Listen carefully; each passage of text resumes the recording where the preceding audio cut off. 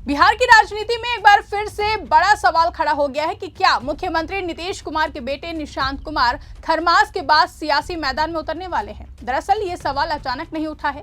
पिछले कई दिनों से आरजेडी लगातार दावा कर रही है कि 14 जनवरी के बाद निशांत कुमार सक्रिय राजनीति में कदम रख सकते हैं। आरजेडी का कहना है कि निशांत अपने पिता नीतीश कुमार की राजनीतिक विरासत को आगे बढ़ाएंगे और राजनीति में उनका स्वागत किया जाना चाहिए। इस बयान के मायने इसलिए भी खास हैं क्योंकि अब तक जेडीयू खुद ये कहती रही है कि निशांत कुमार की राजनीति में कोई दिलचस्पी नहीं है। खुद मुख्यमंत्री नीतीश कुमार भी कई बार दोहरा चुके हैं कि उन्होंने अपने बेटे को राजनीति से दूर रखा है, लेकिन अब जेडीयू के सुर बदले बदले से नजर आ रहे हैं और जेडीयू की ओर से निशांत कुमार की राजनीतिक एंट्री को लेकर बड़े संकेत दे दिए गए हैं, जिससे एक बार फिर से बिहार के राजनीतिक गलियारों में ये सवाल तेजी से गूंजने लगा है। तो जेडीयू की ओर से ऐसा क्या मिला है संकेत, इसी पर आज अपनी इस स्पेशल रिपोर्ट में करेंगे चर्चा। नमस्कार, आप देखना शुरू कर चुके हैं 4PM न्यूज नेटवर्क और मैं हूं आपके साथ आकांक्षा यादव। दोस्तों, बिहार की राजनीति में एक बार फिर से हलचल तेज है और इस बार केंद्र में है मुख्यमंत्री नीतीश कुमार के बेटे निशांत कुमार। लंबे समय से राजनीति से दूर रहने वाले निशांत को लेकर अब सवाल उठने लगे हैं कि क्या खरमास खत्म होते ही वो सक्रिय राजनीति में कदम रखेंगे। इस सवाल ने बिहार की सियासत में नई बहस छेड़ दी है। दरअसल ये पहली बार नहीं है जब निशांत कुमार की राजनीति में एंट्री को लेकर चर्चाएं हो रही हों। पिछले कुछ सालों में कई मौकों पर उनका नाम सियासी गलियारों में उछला, लेकिन हर बार जेडीयू ने इसे निजी फैसला बताकर टाल दिया। लेकिन अब जब आरजेडी खुलकर दावा कर रही है और जेडीयू के नेता संकेतों की भाषा बोल रहे हैं, तो मामला थोड़ा गंभीर होता दिखाई दे रहा है। एक और आरजेडी की ओर से दावा किया गया है कि खरमास यानी कि 14 जनवरी के बाद निशांत कुमार सक्रिय राजनीति में उतर सकते हैं। आरजेडी प्रवक्ता मृत्युंजय तिवारी ने साफ कहा है कि संभावना है कि खरमास के बाद निशांत कुमार सक्रिय राजनीति में आएंगे, अपने पिता नीतीश की विरासत को आगे बढ़ाएंगे। हम लोग चाहते हैं कि उनको आना चाहिए, राजनीति में उनका स्वागत है। जेडीयू में जो बीजेपी माइंडसेट के लोग हैं वो नहीं चाहते हैं कि निशांत राजनीति में आए। बीजेपी भी नहीं चाहती है क्योंकि 20 साल से बीजेपी नीतीश कुमार की पिछलग्गू पार्टी है। अब निशांत के साथ पिछलग्गू बनकर नहीं रहना चाहती है। दोस्तों, आरजेडी का ये बयान सिर्फ एक मामूली टिप्पणी नहीं है, बल्कि इसके पीछे गहरी राजनीतिक रणनीति छिपी हुई मानी जा रही है। आरजेडी नेता तेजस्वी यादव और निशांत कुमार दोनों को युवा चेहरों के तौर पर पेश कर आरजेडी एक ऐसा नैरेटिव गढ़ना चाहती है जिसमें बिहार की राजनीति का भविष्य युवाओं के हाथ में जाता दिखाई दे। तेजस्वी यादव पहले ही खुद को युवा नेतृत्व के रूप में स्थापित करने की कोशिश कर रहे हैं।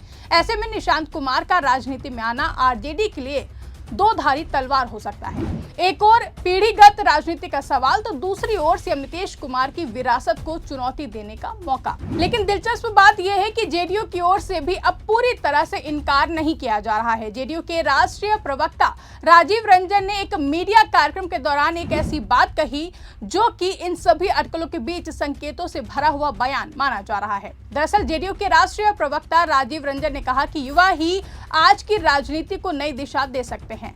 शिक्षित नौजवान युवा के तौर पर बिहार की जनता ने निशांत को पसंद किया है। निशांत में असीम संभावनाएं हैं। इसके आगे राजीव रंजन ने कहा कि निशांत कुमार युवाओं के साथ पार्टी को कनेक्ट कर सकते हैं। करोड़ों लोग चाहते हैं कि निशांत सक्रिय राजनीति में आए। पार्टी कार्यकर्ताओं ने भी ये मांग उठाई है। अगर निशांत कुमार सक्रिय राजनीति में आते हैं और संगठन का काम देखते हैं तो हम लोगों को बहुत खुशी होगी।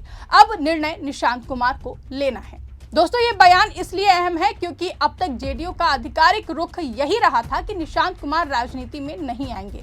खुद मुख्यमंत्री नीतीश कुमार भी कई बार कह चुके हैं कि उन्होंने अपने बेटे को राजनीति से दूर रखा है। हालांकि बदलते राजनीतिक हालात और जेडीयू की कमजोर होती स्थिति के बीच ये सवाल उठने लगा है कि क्या पार्टी अब नेतृत्व परिवर्तन की तैयारी कर रही है।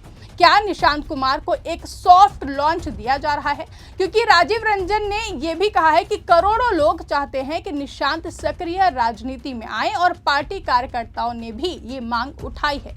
ये बयान बताता है कि जेडीयू के भीतर भी इस मुद्दे पर मंथन चल रहा है, लेकिन उन्होंने ये भी साफ किया है कि आखिरी फैसला निशांत कुमार को ही लेना है।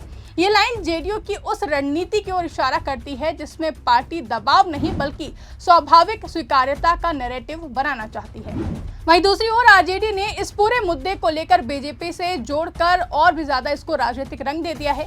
आरजेडी प्रवक्ता मृत्युंजय तिवारी का आरोप है कि जेडीयू में मौजूद बीजेपी माइंडसेट के लोग नहीं चाहते हैं कि निशांत कुमार राजनीति में आए। आरजेडी का दावा है कि बीजेपी पिछले 20 सालों से नीतीश कुमार की पिछलग्गू रही है, लेकिन अब वो निशांत कुमार के साथ वही भूमिका नहीं निभाना चाहती, जो कि सीधे तौर पर एनडीए के अंदर चल रही खींचतान की ओर इशारा करता है। अब यहाँ सवाल ये उठता है कि क्या बीजेपी को वाकई निशांत कुमार से राजनीतिक खतरा नजर आ रहा है, या फिर ये सिर्फ आरजेडी का बनाया हुआ कोई राजनीतिक नैरेटिव है।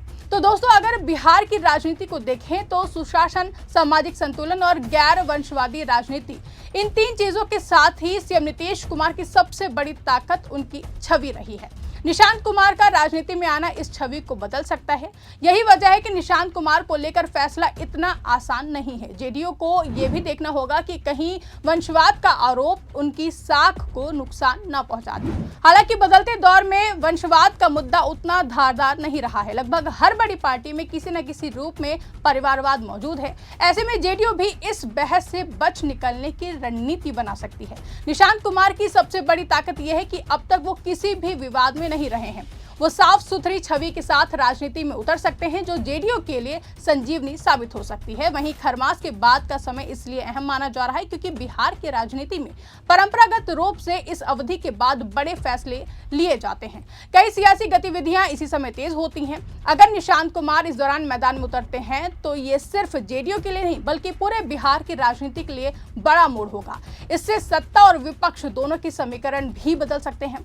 फिलहाल स्थिति यही है कि आरजेडी का दावा है कि निशांत राजनीति में आए, जेडीयू संकेत दे रही है और बीजेपी चुप्पी साधे हुए है। तो वहीं निशांत कुमार खुद भी इस पूरे मामले पर खामोश हैं। ये खामोशी ही इस कहानी को और भी ज्यादा रोचक बना देती है और सवाल भी खड़े कर देती है कि क्या ये रणनीतिक चुप्पी है या फिर सच में अभी कोई फैसला नहीं हुआ है, जो कि आने वाले दिनों में साफ हो जाएगा। कुल मिलाकर सवाल अब सिर्फ ये नहीं है कि निशांत कुमार राजनीति में आएंगे या नहीं, बल्कि सवाल ये भी है कि अगर आएंगे तो किस भूमिका में और किस टाइमिंग के साथ आएंगे। खरमास के बाद बिहार की राजनीति में क्या नया अध्याय शुरू होगा, या ये चर्चा भी पिछली चर्चाओं की तरह हवा में ही रह जाएगी, इसका जवाब जल्द ही मिलने वाला है। लेकिन इतना तो तय है कि निशांत कुमार का नाम अब बिहार की राजनीति से अलग करके नहीं देखा जा सकता है। फिलहाल दोस्तों, इसे लेकर आप क्या सोचते हैं, कमेंट करके हमें जरूर बताएं। फिलहाल प्लीज खबर में बस इतना ही। ऐसी तमाम बड़ी खबरों के लिए आप बने रहें और देखते रहे 4PM न्यूज नेटवर्क।